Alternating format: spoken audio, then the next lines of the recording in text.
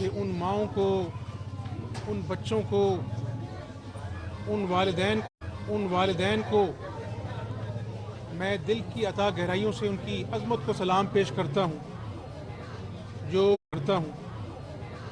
جو شہید کے پیچھے اپنے بچوں کو یاد کرتے یہ ملک شہداء کی قربانیوں کے نتیجے میں بنا تھا اور آج میں یہ سمجھتا ہوں ایک سیاسی ورکر کے ناطے کہ ہمارا ملک بہت نازک ترین مراحل سے گزر رہا ہے، جہاں پر مہنگائی ہوشربا مہنگائی، بجلی کے بل، گیس کے بل، اشیاء خورد و نوش کی چیزیں آسمان سے باتیں کر رہی ہے، معیشت زبوں حالی کا شکار ہے، اور اس پر یہ دہشت گردی جو ہے یہ انتہائی تشویشناک مرحلہ ہے پاکستان کے لیے،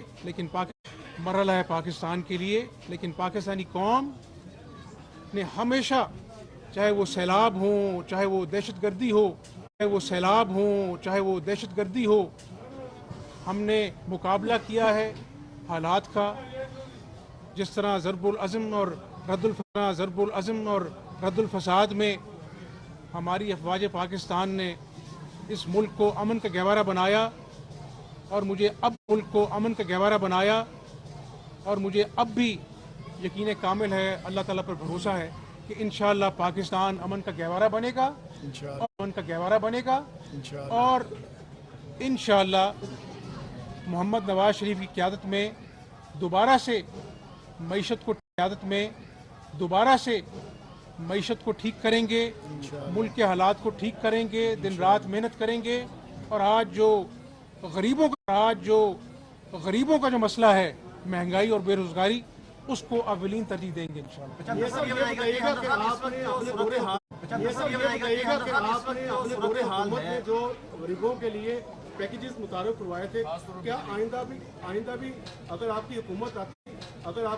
آتی ہے تو اس حوالے سے آپ کی کیا تیاری ہوگی؟ ریلیف کے حوالے سے کیا کہیں گے؟ میرا خیال ہے کہ ہم نے 200 ارب کی آٹے پہ سبسڈی دی تھی، اور پورے پنجاب کی 12 کروڑ عوام کو جو ہے وہ آٹا سستے داموں دیا تھا، اور آج میں پھر دہرا دیتا ہوں کہ 100 یونٹ تک مفت بجلی کا پورا ہوم ورک ہو گیا تھا، میں نے پریس کانفرنس کی تھی، اور چند دنوں میں لوگوں کو ہم وہ ریلیف دینے جا رہے تھے، لیکن وہ ناپسند کی نظر ہو گیا، اس کو روک دیا گیا۔ آج اس دور میں اگر 100 یونٹ عام آدمی کو پورے پنجاب میں مفت مل رہا ہوتا تو آپ محسوس کر سکتے ہیں کہ کتنا بڑا اس کے لیے ریلیف ہوتا۔ انہوں نے کینسر کی دوائیاں لوگوں پر بند کر دی مفت، ہم نے اللہ کے فضل سے آ کر کینسر کی اور عام دوائیاں پورے پنجاب کے اضلاع میں مفت کی۔ تو یہ سیاست جو ہے یہ تو ہوتی رہتی ہے، لیکن اگر مخلوق خدا کی خدمت جو ہے وہ نیت ہو سیاست کے پیچھے تو یہ سیاست عبادت سے کم نہیں ہے۔ تو انشاءاللہ اگر اللہ تعالیٰ نے دوبارہ موقع دیا تو پاکستان مسلم لیگ نون نواز شریف صاحب کی قیادت میں لوگوں کو بھرپور ریلیف دینے کے لیے پوری کاوش کرے گی۔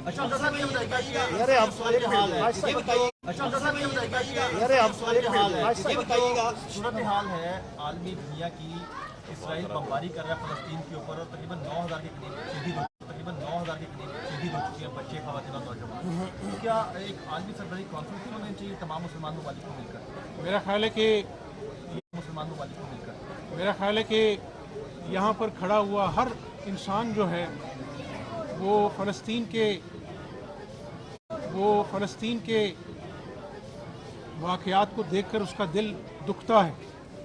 और बड़े दिल खराश वाक़यात हैं जब छोटे छोटे बच्चों को आते हैं, जब छोटे छोटे बच्चों को, खून आलूदा बच्चों को, ज़ख्मी बच्चों को ले जाया जाता है। उनके पास तो बेहोश करने की दवाई नहीं, उनके पास तो बेहोश करने की दवाई नहीं। वहाँ पर जो सर्जरीज हो रही हैं बग़ैर एनेस्थीसिया के हो रही हैं।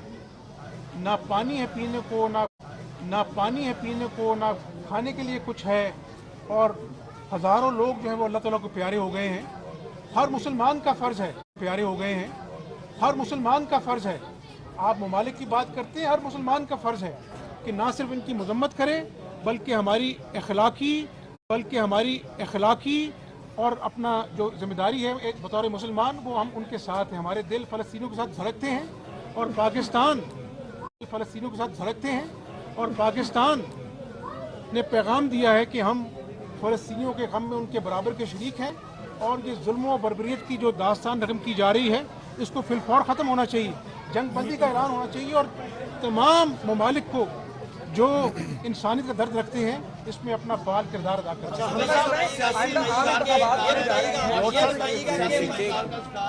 इसमें मुस्लिम लीग नून क्या लाइन लेने जा रही है कि कम से कम जो सियासत में बढ़ती हुई नफरत है उसको खत्म किया जा सके? मेरा ख्याल है कि वक्त की ज़रूरत है। तमाम सियासी जमातों को एक एजेंडे पे मुत्तहिद होना चाहिए। और मैं हमेशा कहता हूँ कि ये जो मईशत की गाड़ी रुक चुकी है इसको चलाने में सबको ज़ोर लगाना चाहिए, सब जमातों को ज़ोर लगाना चाहिए। और 8 फरवरी के इंतखाबात के नतीजे में जो भी जमात बरसर इक़्तिदार आती है उसको एक एजेंडा, मुआशी एजेंडा पेश करना चाहिए और उस मुआशी एजेंडे को आइनी तहफ़्फ़ुज़ हासिल होना चाहिए कम से कम 10 साल का, ताकि एक मुआशी सिमत पाकिस्तान की मुतय्यन हो, इस्लाहात हो और मईशत जो है वो फले फूले, ताकि आम आदमी को जो है वो रिलीफ मिले। और आम आदमी को रिलीफ तभी मिल सकता है जब मईशत का पहिया चलेगा, सनतों की चिमनियाँ जो हैं वो धुआं उगलेंगी और नौजवानों को रोज़गार मिलेगा। मुस्लिम लीग दौर में रिकॉर्ड काम हुए थे पिछले एतवार में,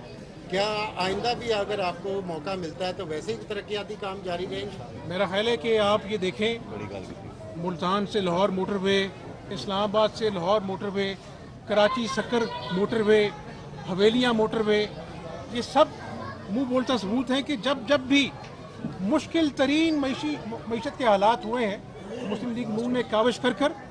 मेहनत की और मुल्क को दोबारा, मईशत को दोबारा खड़ा किया। आपको मिसाल देता हूँ, क्या आप नहीं जानते कि इसी मुल्क में 16-16 घंटे की लोड शेडिंग होती थी? नवाज शरीफ की क़यादत में सब ने मिलकर काम किया और हमने 12,000 मेगावाट जो है वो नेशनल ग्रिड में पैदा की 5 साल दौर में। तो ये तमाम चीज़ें कौम के सामने हैं। मुस्लिम लीग नून का एक ट्रैक रिकॉर्ड है, जब हमने हुकूमत छोड़ी उस वक्त करीबन 6% ग्रोथ रेट था और हमें जो वैसे में जो ग्रोथ रेट मिला था वो तकरीबन 2 समथिंग था। तो मैं समझता हूँ कि अल्लाह के फजल व करम से मुस्लिम लीग नून का तजुर्बा है, एक ट्रैक रिकॉर्ड है, अल्लाह ने मौका दिया तो दोबारा इस मुल्क को कायद-ए-आज़म का खुशहाल पाकिस्तान बनाने के लिए पूरी काविश करेंगे। अच्छा आमना साहब ये बताइएगा, लेवल प्लेइंग फील्ड की बात होती है, आप समझते हैं कि पाकिस्तान तहरीक इंसाफ को भी सियासी मैदान में उतरना की इजाज़त होनी चाहिए? और दूसरा ये कि आप विफाक के लिए इलेक्शन लड़ेंगे या सूबे के लिए लड़ेंगे? देखिए, लेवल प्लेइंग फील्ड के तकाज़े कुछ और हैं। आपको याद होगा जब मुस्लिम लीग नून 2018 के इंतखाबात में आई थी, उस वक़्त नवाज शरीफ साहब लंदन से वापस आए थे और उस वक़्त वो जेल में थे पाबंद सलासिल से, और वक्त ने साबित किया कि उनके जो केस बने थे, चाहे वो नवाज शरीफ साहब हैं,